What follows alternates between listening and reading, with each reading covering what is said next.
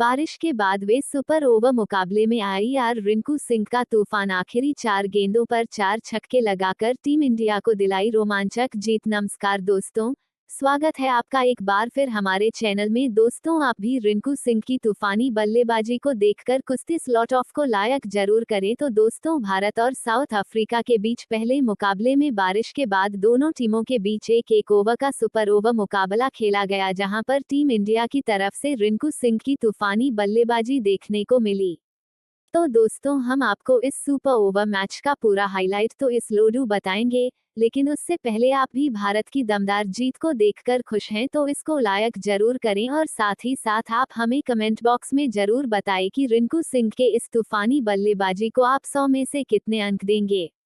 तो चलिए दोस्तों, जानते हैं इस शानदार रोमांचक मुकाबले का पूरा हाईलाइट। तो दोस्तों, इस मुकाबले में भारतीय टीम ने टॉस जीतकर पहले साउथ अफ्रीका की टीम को पहले ओवर में बल्लेबाजी करने के लिए आमंत्रित किया। तो दोस्तों, सुपर ओवर में साउथ अफ्रीका की तरफ से पारी की शुरुआत करने उतरे डेविड मिलर, तो उनके साथ दे हेनरी क्लासेन, जबकि दोस्तों भारतीय टीम की तरफ से गेंदबाजी करने उतरे मोहम्मद सिराज।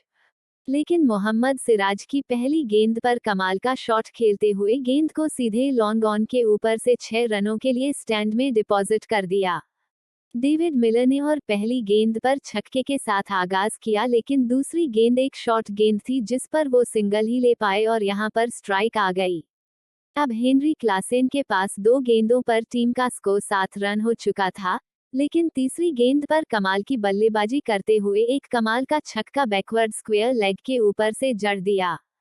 हेनरिक क्लासेन ने भी और टीम का स्कोर 3 गेंदों पर रनों तक पहुंचा दिया, लेकिन दोस्तों चौथी गेंद पर वह भी एक सिंगल ही ले पाए और अब 4 गेंदों पर 14 रन बन चुके थे, यानी कि अच्छी खासी शुरुआत मिल चुकी थी। इस ओवर में और 2 गेंदें और बची हुई थी, जिनको बड़े स्कोर में पूरी तरह से तब्दील करने का बेहतरीन मौका यहां पर साउथ अफ्रीका के इन 2 बल्लेबाजों के पास था। लेकिन अब स्ट्राइक एक बार फिर डेविड मिलर के पास आ चुकी थी। इससे भी दोस्तों, यहां पर डेविड मिलर ने ओवर की 5वीं गेंद पर भी एक कमाल का शॉट खेला और एक बार फिर गेंद को बाउंड्री लाइन के पार बेचकर एक और शानदार चौका लगा दिया। इसके बाद उसको ओवर की आखिरी गेंद पर भी उन्होंने स्क्वायर लेग की तरफ एक शानदार शॉट खेला और 1 बाउंस के जरिए गेंद को एक बार फिर बाउंड्री लाइन के पार भेजने में वो कामयाब हुए और इस सुपर ओवर में भारतीय टीम के सामने 22 रनों का स्कोर खड़ा कर दिया और भारतीय टीम को मुकाबला जीतने के लिए 23 रनों का लक्ष्य रखा। सुपर ओवर में तो वहीं पर दोस्तों भारतीय टीम की तरफ से सुपर ओवर में पारी की शुरुआत करने उतरे ऋतुराज गायकवाड़ और यशस्वी जायसवाल, क्योंकि भारतीय टीम के पास है दोनों आक्रामक बल्लेबाज। शुरुआत भी आक्रामक दे सकते थे तो यहां पर डालने आए, लेकिन की पहली गेंद पर बड़ा शॉट खेलना चाहते थे यशस्वी जायसवाल, लेकिन गेंद उनके बल्ले के टॉप पेज पर लगी, यानी कि सही तरीके से बल्ले पर नहीं आई और भारतीय टीम को पहला झटका यशस्वी जायसवाल के रूप में लग गया और पहली गेंद पर झटका लगने के बाद भारतीय टीम के लिए मुश्किलें खड़ी हो चुकी थी। लेकिन दोस्तों, अब क्रीज पर आ चुके थे। टीम इंडिया की तरफ से रिंकू सिंह ने कुंजे की दूसरी ही गेंद पर कमाल का शॉट खेलते हुए गेंद को बैकवर्ड स्क्वायर लेग की तरफ 6 रनों के लिए बाउंड्री लाइन के पार वेस्ट दिया और कमाल का छक्का जड़ दिया। भारतीय टीम को मुकाबला जीतने के लिए बची हुई 4 गेंदों पर 17 रनों की जरूरत थी, लेकिन तभी दूसरी गेंद पर सामने की तरफ एक और शानदार छक्का उनके बल्ले से देखने को मिला। लॉन्ग ऑन के ऊपर से गेंद को कमाल तरीके से बाउंड्री लाइन के प्रवेश दिया रिंकू सिंह ने।